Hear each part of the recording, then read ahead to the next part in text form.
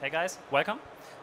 This talk will be much more applied than the talk before, since we are using computer vision for our manufacturing processes. And one of these technologies I will present to you in a project we do right now in collaboration with several partners. One of them is Profactor, where Dr. Eitzinger will have a talk tomorrow here. And what we do at our institute, we build airplane parts. We try to automate the manufacturing processes for fiber reinforcement parts. Since it's an additive process, we stack layers of fabrics, in our case carbon fibers, in other cases glass fibers or other materials. And one of the first process steps in that process chain is the preforming, where you drape the fabrics from the two-dimensional state into the three-dimensional state, how it should be done in your mold. This is done usually manual.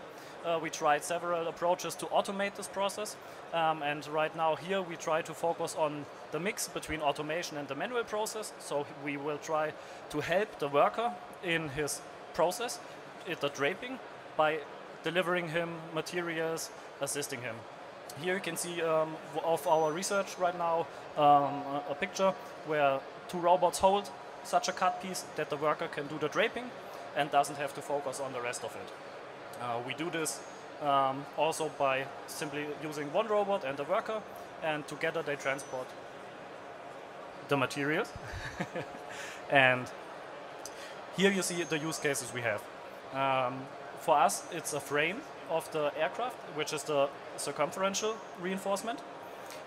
We also have a maritime use case, which is a propeller for a boat, and also a very fancy sports car, the Dallara Stradale.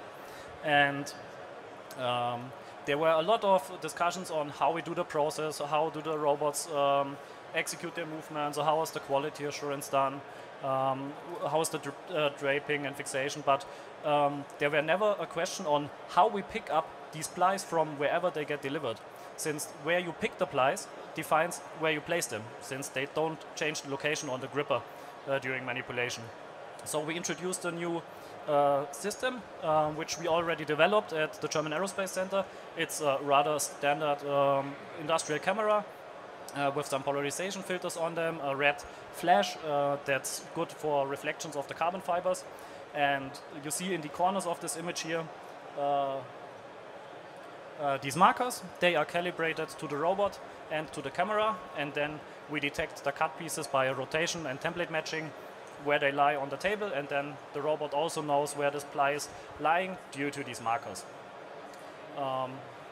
Here you can see one of these applications where we grip some plies, deform them, and directly place them in the three-dimensional tool without ever touching them by hand.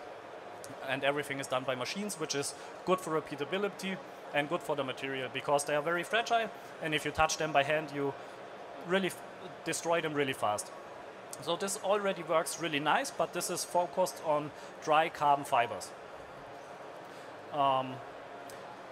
We needed to adapt the system to be useful for the DrapeBot project.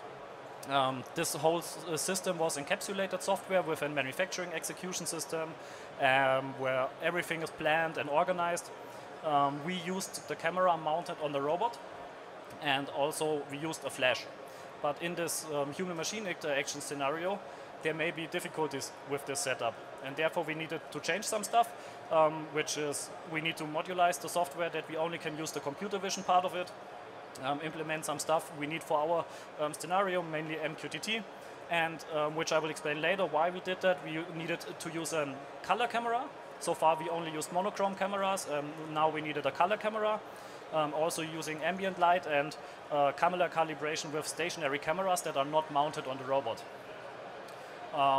Yeah, our software was coded in C++. The whole framework was changed to a more object-oriented approach, which it then made it really simple to make a Python wrapper around this C++ code and extract the camera handling and the computer vision calculations, as well as the coordinate calculations. And in the end, we could use a simple Python MQTT library to implement this into our existing system. And here you can see the first result of that, where we also implemented several camera calibrations. Since we have small patches, they get delivered by an automated guided vehicle. And also we have long patches, 4.5 meters long, which are lying on a long table, and we need to switch on the fly the configurations about that. And then this system automatically gets triggered and calculates these positions. So this was done for our old system, but for the new system we needed to use a color camera. And here you can see why. Since the other use cases are using other materials like pre-preg, where resin is already in the fabric. They are delivered with protection films on top and beneath it, and they have color changes by every batch, and you don't know which color it will be. For the propeller we had carbon fibers and glass fibers. Glass fibers we never used before, but you can already see down there that the background is not quite different from the fabrics themselves. This was then solved by looking at each color space individually and doing contrast enhancement for the respective color that was found in the image. And there the fabric itself could be separated quite good from the background, and also the coordinate calculation could be done very easy with this setup. And why do we need a stationary camera? Here you can see the end effector that is used in the project partner's robot cell. This thing is quite huge. There's a lot of media going to the robot, to the end effector. There was simply no space left to put the camera on the robot. Therefore we needed to put the camera higher above the table, that you don't have collision with the robot. You can get anywhere. And also if you higher the camera, you need a much stronger flash since the distance is changing. And therefore we wouldn't use a flash since there's a worker in the robot cell, and we won't expose the worker to this high energy flash we need to get a quality image. And therefore we can only use with ambient lighting. And also then we need a perspective transformation, since we can't put the camera in this height directly perpendicular to the table. When using a robot, it's really easy. You can change the position of the robot to be directly perpendicular to the surface.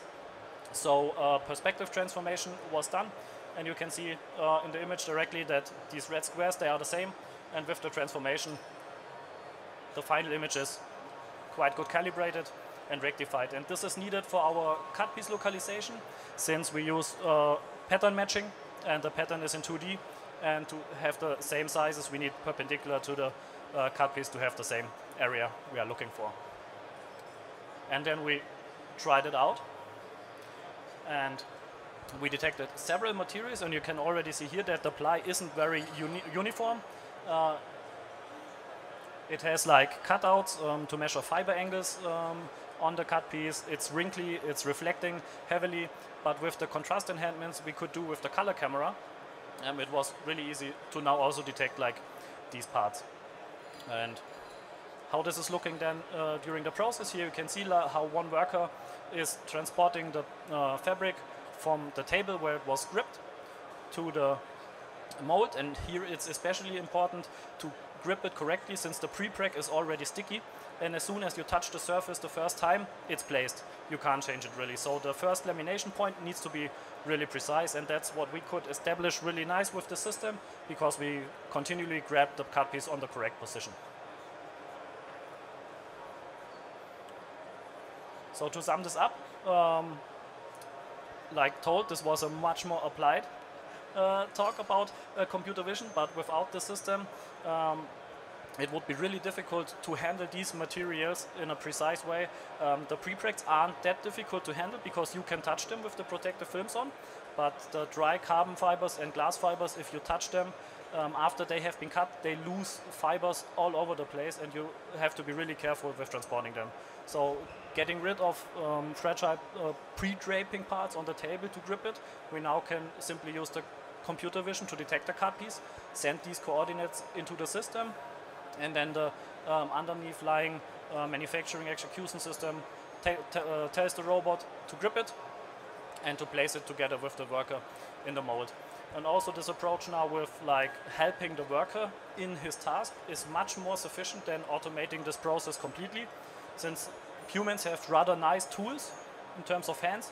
They can do things very precisely, and they have a really nice and fast feedback, which robots usually don't have. So you can take advantage of the workers in his task he learned over years in the draping and simply let the robot do the stupid tasks by delivering like 4-meter long cut pieces, which would be really difficult for one human alone and stuff like that.